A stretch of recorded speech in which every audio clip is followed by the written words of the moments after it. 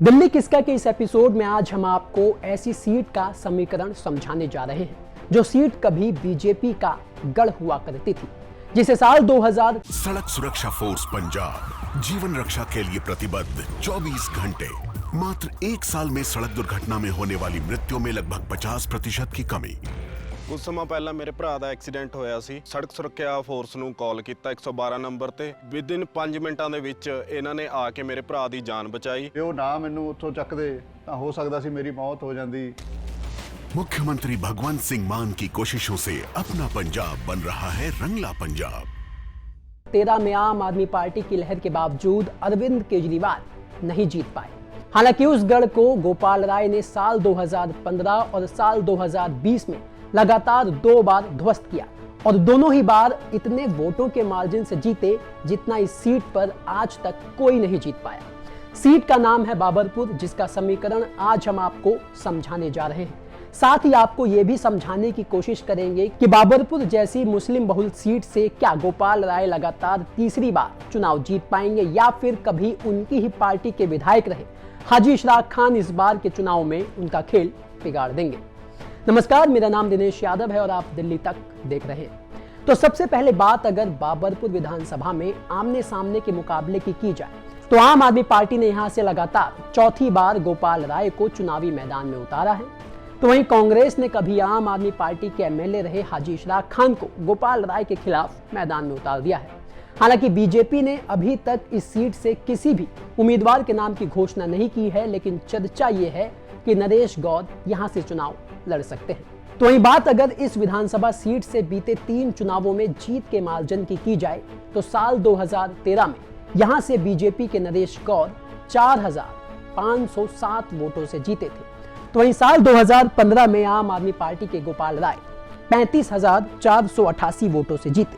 साल 2020 में लगातार दूसरी बार गोपाल राय यहां से 33,062 वोटों से जीते थे। तो वहीं बात अगर साल 2020 में हुए विधानसभा चुनावों के नतीजों की जाए तो यहां से आम आदमी पार्टी के गोपाल राय को कुल 84,776 वोट मिले थे। बीजेपी के नरेश गौर को 51,714 वोट मिले थे। तो वहीं कांग्रेस की अन्वीक्षा जैन को सिर्फ 5,131 वोट मिले थे।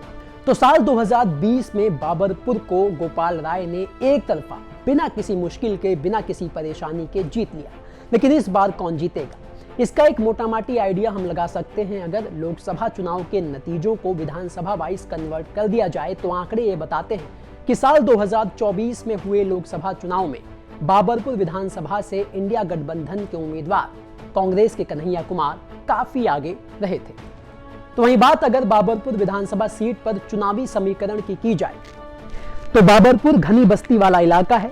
4 वार्ड में बाबरपुर विधानसभा बटी है। मुस्लिम बहुल सीट है जिसमें Babarpur, Kabir Nagar, Shivaji park, Kabul Nagar, east west Gorakh park, welcome, new Jafrabad, Noore Ilahi और मौजपुर जैसे इलाके हैं जहां मुस्लिम बहुसंख्यक वाली ये आबादी है। इसके अलावा बलबीर नगर, करदमपुरी, नॉर्थ गोंडा, जनता कॉलोनी और सुभाष मोहल्ला में हिंदू बहुसंख्यक आबादी रहती है। जातीय समीकरण की बात करें तो यहाँ 41% वोटर मुस्लिम हैं और 59% वोटर हिंदू हैं। अब गोपाल राय के फेवर में बाबरपुर विधानसभा सीट से जो फैक्टर उनके फेवर में काम कर सकते हैं वो ये है कि लोकसभा चुनाव में इंडिया गठबंधन इस सीट से आगे रहा था। गोपाल राय अरविंद केजरीवाल और आतिशी की सरकार में मंत्री रहे। सियासी कद का उन्हें लाभ मिल सकता है। लगातार 2 बार गोपाल राय इस सीट से 30,000 के ज्यादा के मार्जिन से जीते हैं। इस लीड को विपक्षी पार्टियों के लिए पाटना मुश्किल होगा। शांत स्वभाव वाले गोपाल राय की छवि एकदम बेदाग है। जनता के लिए हमेशा उपलब्ध रहते हैं। चुनाव जीतने के बाद मंत्री बनेंगे, इलाके का विकास होगा, ऐसा लोगों के बीच परसेप्शन बन रहा है। तो वहीं जो फैक्टर उनके खिलाफ काम कर सकता है वो ये है कि 2020 के दंगों के बाद मुस्लिमों के बीच आम आदमी पार्टी को लेकर नाराजगी है। निगम चुनाव में आम आदमी पार्टी बाबरपुर के 4 वार्ड में से सिर्फ 1 वार्ड जीत पाई थी। हिंदू बहुल वार्ड की 2 सीटें बीजेपी ने जीती और मुस्लिम बहुल की 1-1 सीटों पर आम आदमी पार्टी और कांग्रेस की जीत हुई। पिछले चुनाव में 59% वोट पाने वाले गोपाल राय के लिए इस बार हाजी इशराक खान मुश्किलें पैदा कर सकते हैं, क्योंकि हाजी इशराक खान आम आदमी पार्टी के एमएलए रहे हैं जो अब कांग्रेस के टिकट पर चुनावी मैदान में हैं। असदुद्दीन ओवैसी की पार्टी AIMIM भी इस सीट से उम्मीदवार उतार सकती है। ऐसे में अगर मुस्लिम वोट बैंक आम आदमी पार्टी, AIMIM और कांग्रेस के बीच बटा तो इसका सीधा फायदा बीजेपी को होगा।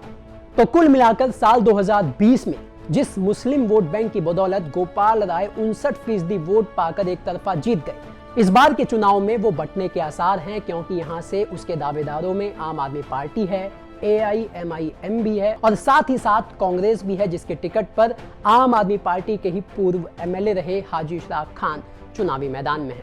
ऐसे में अगर मुस्लिम वोट बैंक बढ़ता है तो इसका सीधा नुकसान गोपाल राय और आम आदमी पार्टी को होगा और इसका पूरा फायदा बीजेपी को मिलेगा।